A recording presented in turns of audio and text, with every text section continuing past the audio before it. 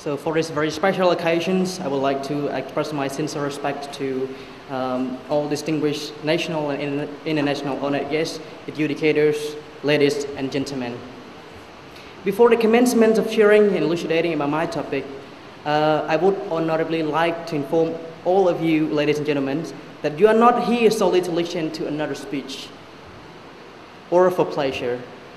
And Confucius said, a gentleman is worse in what is moral, and a small man is worse in what is profitable. And that's why your present, attention, considerations, and participation are woefully important. To begin with, the topic is, assuming that it's possible to do so, this house would identify and abort fetuses and that will demonstrate socio-fetic tendencies in later life. Ladies and gentlemen, before I start, I would like to give some definition to the term here, just to make sure that it's easier to understand before I start providing the idea. Aborting fetuses. Fetuses is kind of a human growth from the very beginnings of their life. And abort means to take it away or kill or get it out. Sociopathic tendency, it refers to a way that people believe or behave in a particular society or way.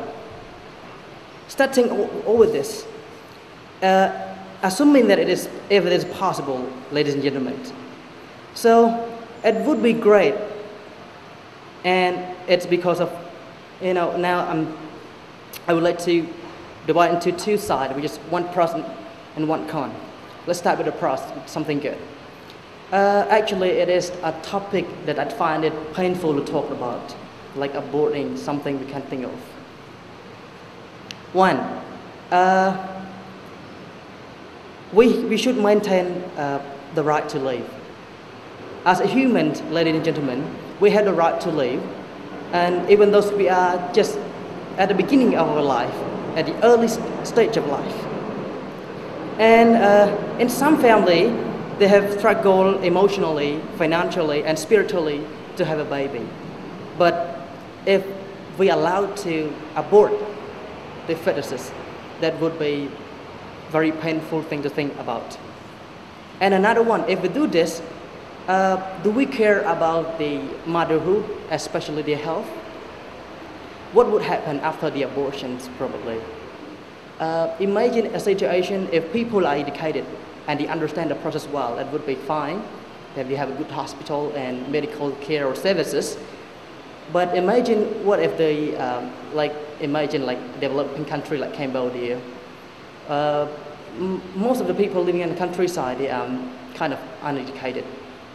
So how can they secure, how can they, make sure that abortion is safe?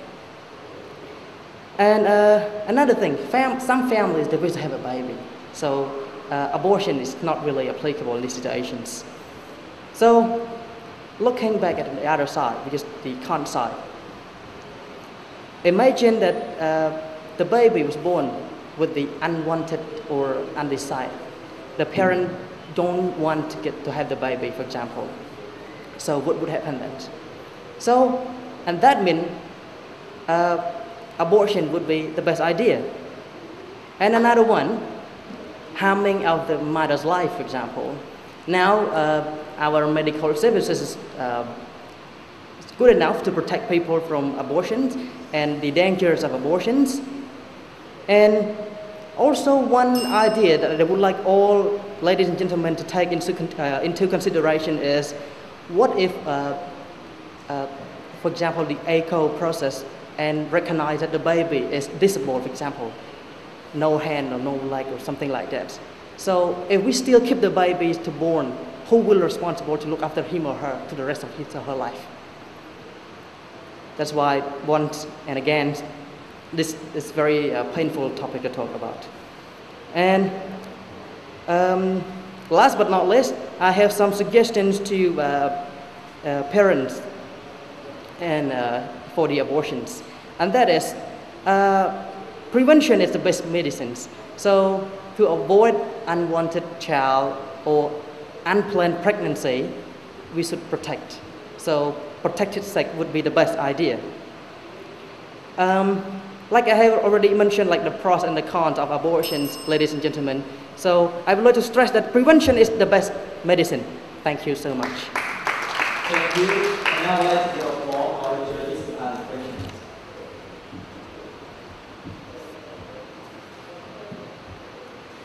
The statement begins assuming it is possible. So if you put your feelings aside for one moment and just think about the science, do you think it is possible to study a fetus and know how that person is going to be after they are born? I think it's not true, because abortions, and we cannot predict one single person's futures by just predicting or have a very specific study in the early stage of life when they were or his or her were, was just a fetus. And I believe that predicting their future, or maybe the way or the roles of life in the society, by providing the fact or the evidence from when they were born, is not true. Hi. So, if we assume that science has progressed to the stage where we can predict that criminals, whether or not a baby will be born with criminal tendencies, surely if we abort the fetuses, this means that the prisons will become less crowded, and so the quality of life of people who are born will be higher?